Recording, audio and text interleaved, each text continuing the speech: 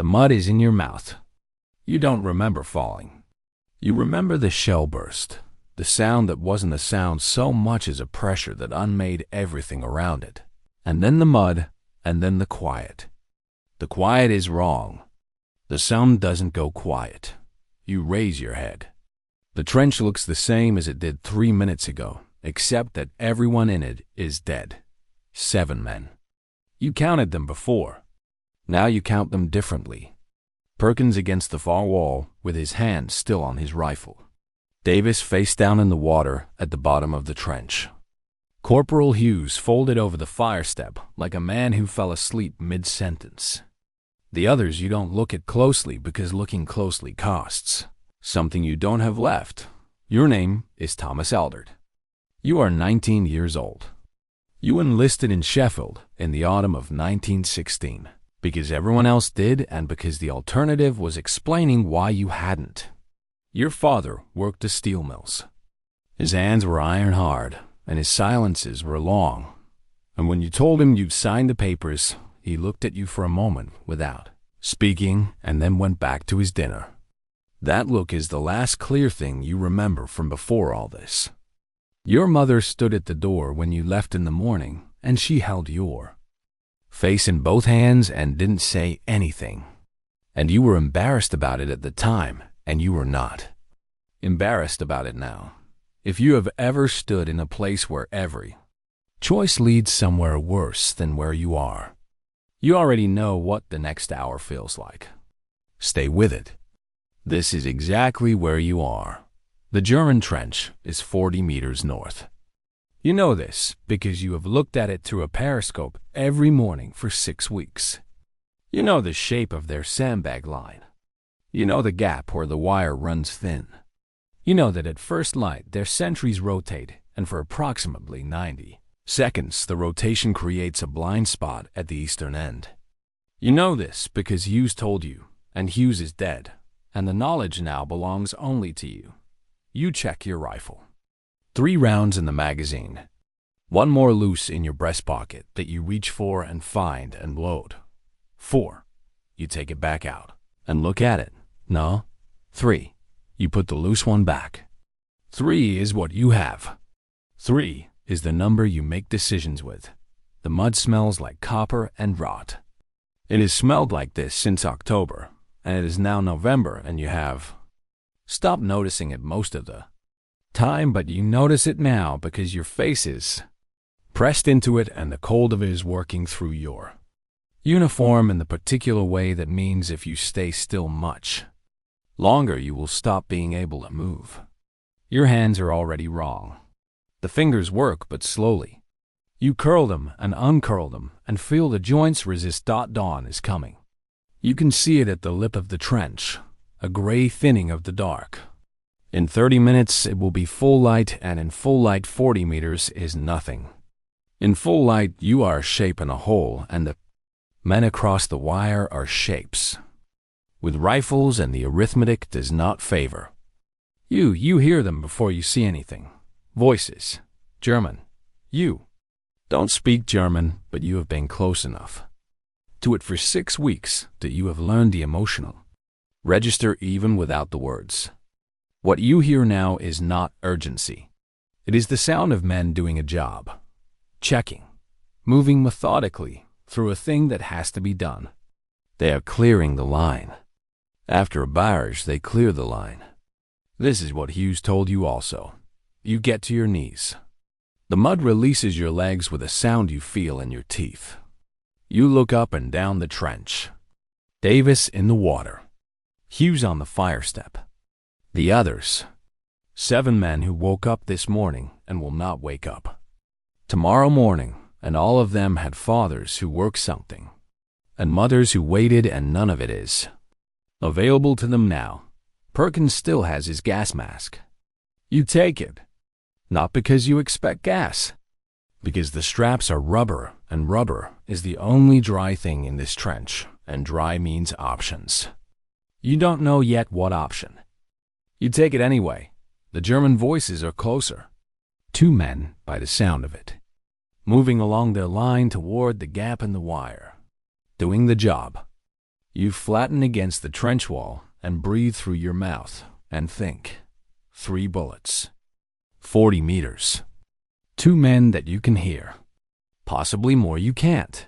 The options are the same 3 they've always been, and you've run them already, but you run them again, because running them is what you can do while your hands warm slightly against the rifle stock.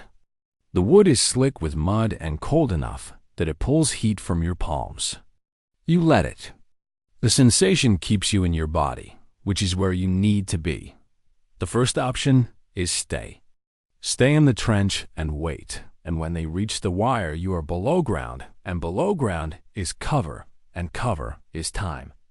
The problem with cover and time is that time in this direction ends at the same place. A man in a trench alone with 3 bullets and no support is not a defended position. He is a delayed problem. The second option is back. Crawl out the south end of the trench and across the 160 meters of open ground to the reserve line. The reserve line has men in it. Men mean rifles, mean cover, mean a chance of something other than this. The problem with the reserve line is the 160 meters. In full light, with no smoke, after a barrage that will have every German observer on this section of front watching for exactly this movement. The third option you don't name yet. You hold it in the part of your mind where you put things you're not ready to think about directly. The voices stop. You wait. Your heart is doing something architectural in your chest, building and building towards something. The mud on your uniform has started to stiffen in the cold. Your knee is pressed against the trench wall, and through the wood planking you can feel the vibration of the ground.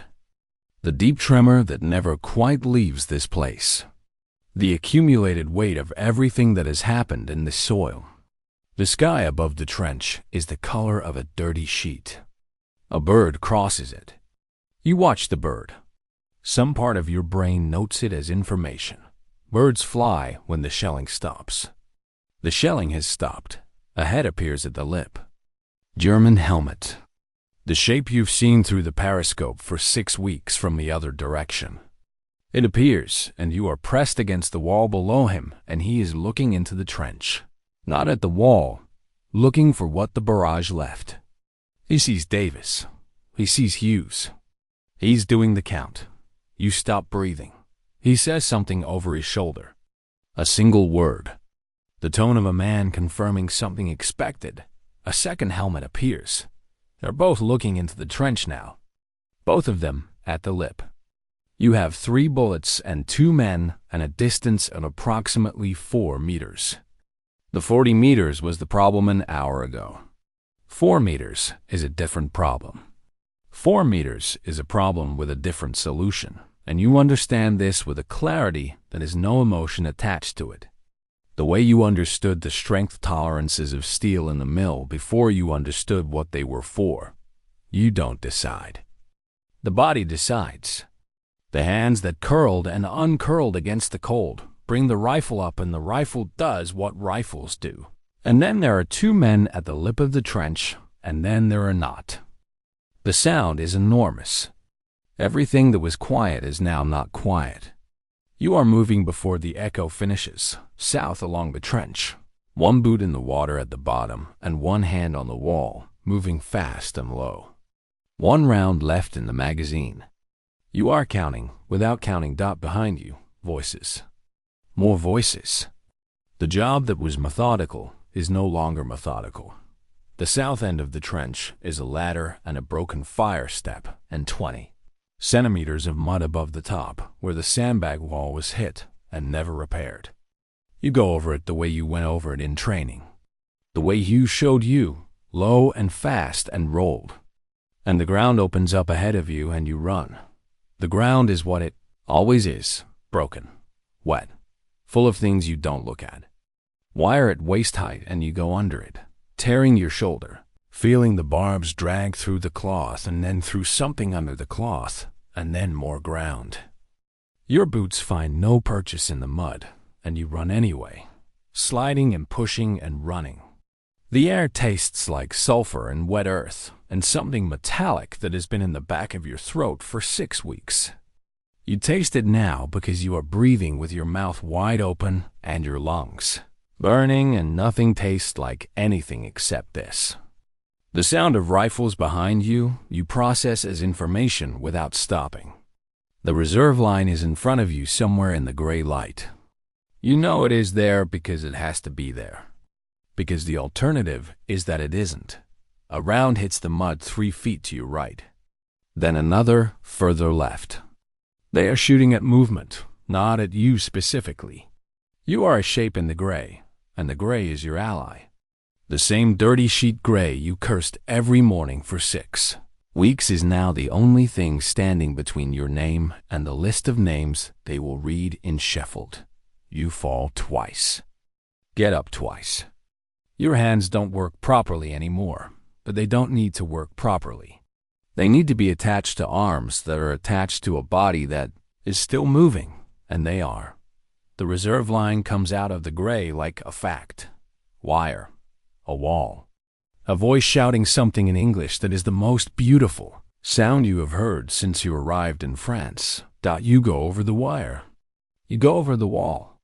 You land in the trench on the other side, and there are hands grabbing you in a voice asking something you can't parse, and you sit with your back against the trench wall, and your rifle across your knees, and you breathe. The mud smells like copper and rot. It smells like this everywhere here. You have stopped noticing it. A sergeant crouches in front of you. He's older than you. They are all older than you, it seems, or younger. Nobody is the same. He asks your name and your unit, and you tell him, and he writes it in a notebook and closes the notebook and looks at you for a moment with an expression you don't have a word for yet. Then he stands up and goes back to his work. You sit in the trench. The sounds of the line resume around you. The gray gets lighter. Somewhere behind you, a gun fires at regular intervals, counting something. You check your rifle. 1 round left. You put the loose one back in your breast pocket. 3 was the number you made decisions with. 3 is still the number. 2 decisions made. 1 remaining. You don't know yet what it will be. You know only that you are here and that here is not there, and that the difference between those 2 things was a barrage, and the mud in your mouth and a count of 7 that you will carry a long time. You look at your hands. They are shaking in the way hands shake after. Not the urgent shaking of cold, but the other kind. The kind that comes when the body finally catches up to what happened. You close them around the rifle and hold until the shaking slows. It slows. The trench around you smells like every other trench. Mud and wet timber and smoke, and the particular cold that is no season back home to compare it to. You have been in this cold for 6 weeks, and you will be in it longer, and somewhere in Sheffield. Your father is eating his breakfast, and your mother is holding your face in. Both hands in a room you can see perfectly clearly, and cannot reach. You close your eyes. The trench smells like copper and rot and cold, and something underneath both that you still can't name. Dawn finishes arriving. The line holds. You are on it. That is a wrap. The story is fiction. The sum is not. In 4 months of fighting in 1916, over 1 million men became casualties on that ground. Most of them were 19. Most of them had fathers who worked something. If this made you think, drop a comment. Subscribe for more.